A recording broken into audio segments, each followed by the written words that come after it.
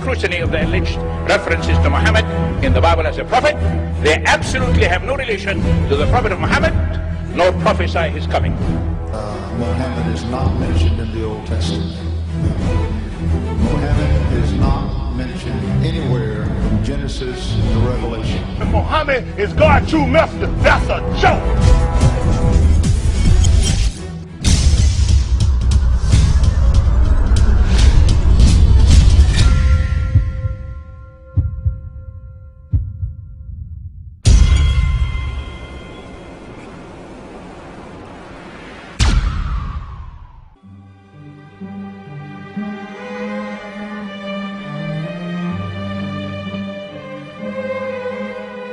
Lo, we inspire thee as we inspired Noah and the prophets after him, as we inspired Abraham and Ishmael and Isaac and Jacob and the tribes, and Jesus and Job and Jonah and Aaron and Solomon, and as we imparted unto David the Psalms.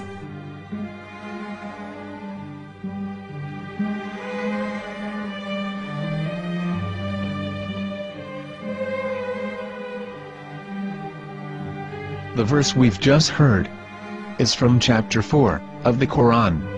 In the verse, God is affirming to humanity that Muhammad is indeed the recipient of a divine guidance, just as Noah, Abraham, and the rest of the prophets. However, some Christians and Jews today don't believe that Muhammad was a prophet and the covenant that God made with Abraham.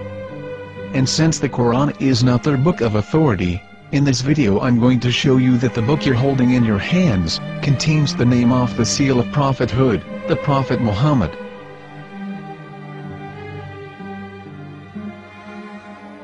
As known, the Old Testament was preserved in the Hebrew language.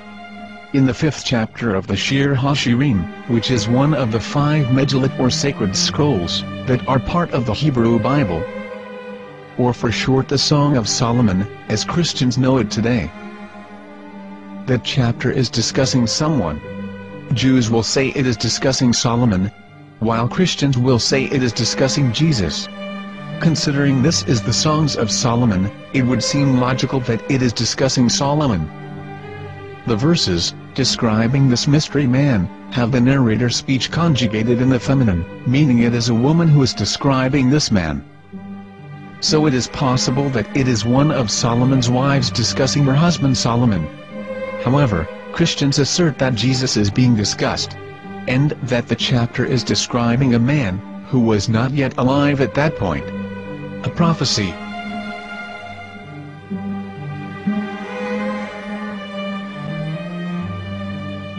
In reading the English translation of Song of Songs 5:16, it finishes the description by saying, "He is altogether lovely," but what most people don't know is that the name of that man was given in the original Megillat.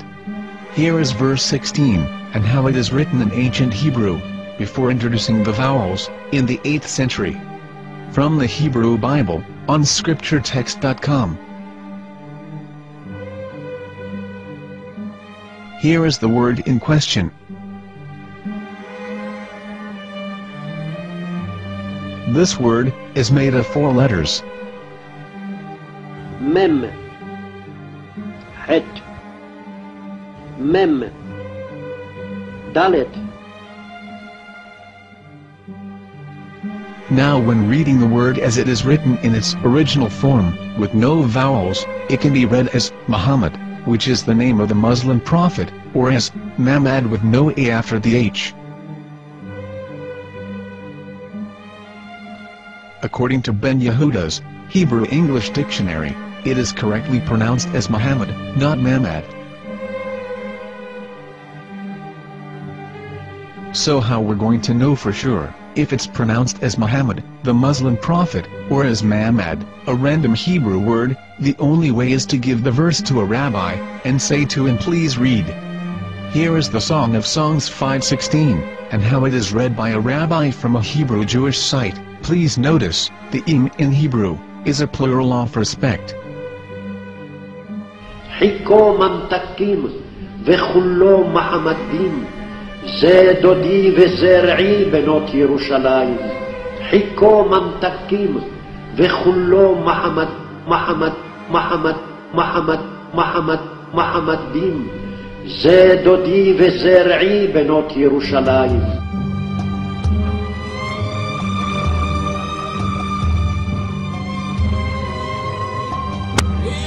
Coming out from the darkness, there are no other gods but God, and Muhammad is his messenger.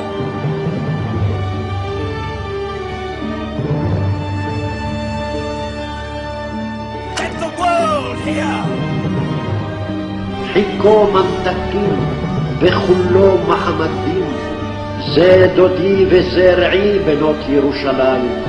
חיכו ממתקים וכולו מחמד, מחמד, מחמד, מחמד, מחמד, מחמדים, זה דודי וזה רעי בנות ירושלים.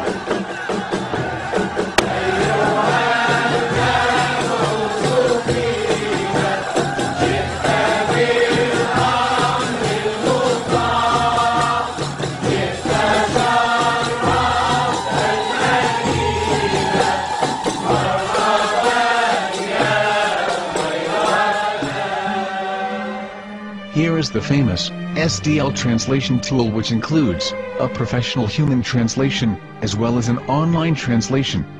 We're going to copy our Hebrew word of the Song of Songs, directly from the Jewish site.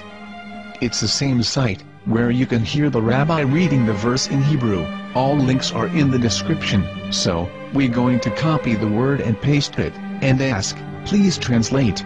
Are they going to translate the meaning of the name of that person? As the Bible translators did. Which is the praised and the lovely one, or are they going to keep the name as it is? Well, see it yourself. Here is the World Lingo Translator.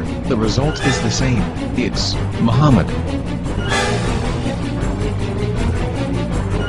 You have no right. You have no right to translate names of people. Anybody. Your name should be retained. Mr. Black is Mr. Black, though he's white. You have no right to translate names of people. But they have been doing that. Muhammad ibn, they translated as altogether lovely. But the word Muhammad is there in the Hebrew language. The word Muhammad is there in the Hebrew language.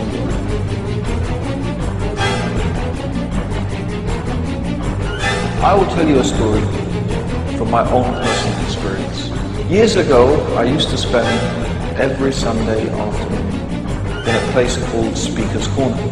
And in my years down there, I got to know a Jewish rabbi. He was a very nice man. He used to listen to me, and he was always very polite and talked about Islam in a very nice way. And one day, during one of our conversations after some years, I thought that it was about time I should invite him to Islam. So I said to him, you know, my friend, we have been talking now for many years, and even you have admitted to me that Muhammad is a prophet. So why then do you not embrace Islam? He said to me, we Jews, we never change our religion. I said, but half of the rabbis of Medina became Muslim. He said, that is true, but still, we Jews never change our religion. I thought, what can I say to him? He looked at me and said, listen to me, my friend. God sent to us a prophet Moses, and we didn't even listen to him. Do you think we're going to listen to another prophet after him? From another tribe? From another people? When he said that, I had nothing left to say. He knew that Muhammad was a prophet. In fact, another rabbi also came up to me and he said to me, we know Muhammad is a prophet, and he quoted to me a passage from the Bible.